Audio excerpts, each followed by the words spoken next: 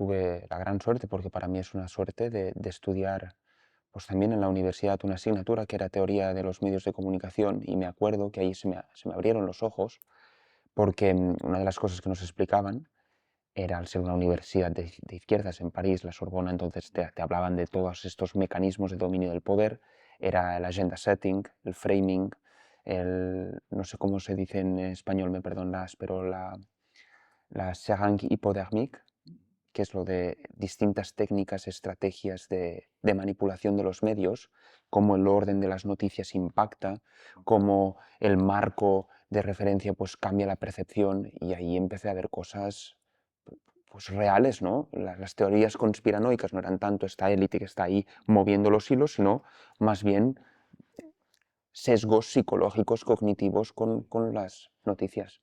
Rosa María Calaf, que es quizá una de las periodistas más grandes que ha dado este país, tiene una frase que yo creo que define muy bien. Dice, nos pensamos que estamos informados, cuando en realidad solo estamos siendo entretenidos. Es decir, el poder de la distracción, de desviar la atención de lo realmente importante para que hablemos de otras cosas, es constante. Y ahí es donde los medios muchas veces operan siendo cómplices del poder económico y el poder político. El poder económico y el poder político tienen un interés, que es que se hable de esto y que no se hable de esto otro. El trabajo de los medios debería ser decidir con un criterio independiente de qué hay que hablar. Pero como los medios cobran de la publicidad de los medios, de patrocinios, de subvenciones de los gobiernos, que reparten la publicidad institucional, que hacen favores, dan una radio, dan una concesión de televisión. Los intereses de esos dos poderes están unidos. Y lo que le llega a la gente muchas veces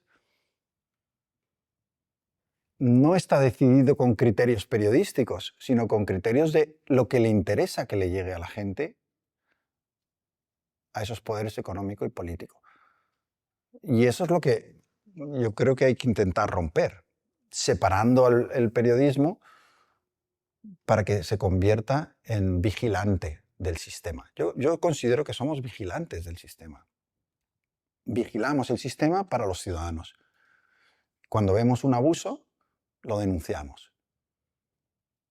Pero claro, si perdemos la capacidad de denuncia, si silenciamos lo que vemos, porque nos están llenando de dinero para callar las bocas, entonces no estamos cumpliendo con nuestra función. Yo se lo digo a los estudiantes, digo, pues si no estás dispuesto a hacer eso, dedícate a otra cosa. Si es que hay 1000 profesiones que no requieren de coraje moral para hacer tu trabajo, escoge otra. Si la gente supiera muchas veces cómo le llega la información, qué intereses ha habido antes, por qué, como decías tú, se escoge un titular y no otro, pues desconfiarían mucho más de los medios. Y me sabe mal decirlo, porque creo que desgraciadamente a veces los medios se ganan la desconfianza, la gente se va a otras cosas y a veces llegan a sitios que son incluso peores. ¿No? Porque en esta avalancha informativa que todos estamos recibiendo, que nos están bombardeando, pues hay cosas buenas, pero hay muchas cosas malas. ¿No? Mucha desinformación, mucha manipulación, algoritmos que hacen trampas, que te dan lo que tú ya piensas constantemente, cuando lo ideal es que nos confronten con ideas contrarias a las nuestras, porque eso nos ayuda a ponernos en la posición del otro, a intentar comprender por qué el otro piensa de otra manera. Y sin embargo, este modelo sesgado ideológicamente lo que hace es que solo estemos escuchando constantemente aquello con lo que ya estamos de acuerdo. Y eso nos separa de un posible diálogo con alguien que piensa diferente. Claro, sí, yo de acuerdo, es uno de los argumentos más impactantes de la libertad de expresión. Lo leí sobre la libertad de John Stuart Mill, él lo decía, dice, para tú dar luz a la verdad, debes confrontar la mentira, es decir, son necesarias. Es imposible que tú sepas lo que es verdad si no hay algo puesto que te justifica esa verdad. Entonces, para eso yo creo que es tan crucial, pero al mismo tiempo tengo esa duda de, ¿la verdad se fabrica? Porque cuando hablabas de, vale, cosas técnicas, estudios científicos, la ciencia y demás, puedo pensar en los lobbies de Europa que financiaban a científicos y les pagaban para que sacaran, por ejemplo, un estudio científico negando las consecuencias de un pesticida, Mm. Monsanto o cualquier otra cosa. Entonces ahí se destapan cosas que ya te terminas preguntando, oye, ¿qué es verdad, qué es mentira? ¿La verdad se fabrica? ¿A quién creo? ¿A quién no? Es muy difícil porque yo creo que ahora mucha gente, a mí me lo preguntan un montón, los seguidores del canal del director, me dicen, ¿a quién tengo que seguir? Claro. O sea, no sé a quién seguir, no sé quién cuenta la verdad. Si es difícil para mí, que llevo 30 años dedicándome a separar la verdad de la mentira y a veces fallo, si es difícil para alguien con una formación periodística como la mía, con 20 años de corresponsal, siendo director de un gran medio, habiendo escrito 7 libros, eh, ¿cómo no va a ser difícil para gente que no tiene esa formación decidir que de todo lo que me está llegando, qué es verdad y qué es mentira? ¿No? Es un momento complicado. Y, y creo que las redes sociales han contribuido a esa desinformación de una manera decisiva. Ahora mismo estamos quizá en la cresta de la ola de los bulos, ¿no? A mí me llegan en el móvil todos los días, pero de gente muy educada que han sido profesionales muy competentes, han tenido éxito en sus vidas, han recibido todas las oportunidades de educación, han vivido fuera, y de repente me envían una cosa que es claramente mentira, que es un bulo, y lo comparten como si fuera verdad, ¿no? Y ocurre una cosa a veces que me llama mucho la atención. Yo les contesto y les digo, esta información es falsa, em, esto no es así.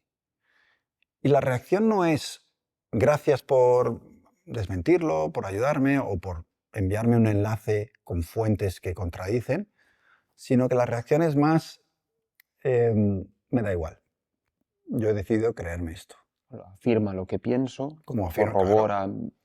como es una confirmación de lo que yo ya pensaba, he decidido que es verdad, aunque no tenga ningún dato que lo corrobore, aunque no haya ninguna fuente. Y ahí es donde yo creo que se está perdiendo la batalla por la verdad.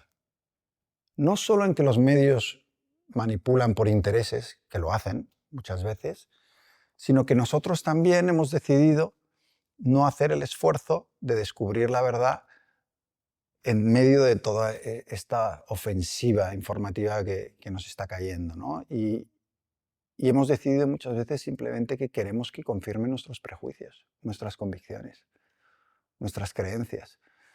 Y no queremos ser contaminados por informaciones contrarias, ¿no? Entonces, claro, yo voy a las facultades, como decía antes, ¿no? Y recuerdo que un estudiante me dijo, yo pregunté, ¿qué periódico leéis? ¿No? Y una me dijo, yo la WI, tal. Hace ya un tiempo de esto, ¿no? Y entonces le dije, me parece muy bien, te recomiendo que a partir de ahora leas también La Razón. Se me quedó como diciendo, La Razón. Dice, ¿cómo voy a leer yo La Razón? O sea, no tiene nada que ver conmigo. Digo, precisamente por eso. Porque tienes que confrontar maneras de contar la realidad diferentes para tú, con todos los elementos, llegar a una conclusión. Pero si solo estás leyendo aquello que ya confirma tu manera de pensar, nunca vas a contrarrestar, ni vas a poder comparar, ni vas a poder tener elementos para decir, oye, a lo mejor estos otros tienen la razón, ¿no? Creo que tenemos que ser más abiertos. Y una cosa que yo me encontré cuando era director del Mundo, hay un capítulo en El Director que se llama El lector cabreado. Y se lo dedico a los lectores que se cabreaban conmigo. Y había uno muy curioso, porque empecé a recibir cartas anónimas de un señor, quiero pensar que era un señor, a lo mejor era una señora, que me enviaba la portada del periódico troceada en pedacitos.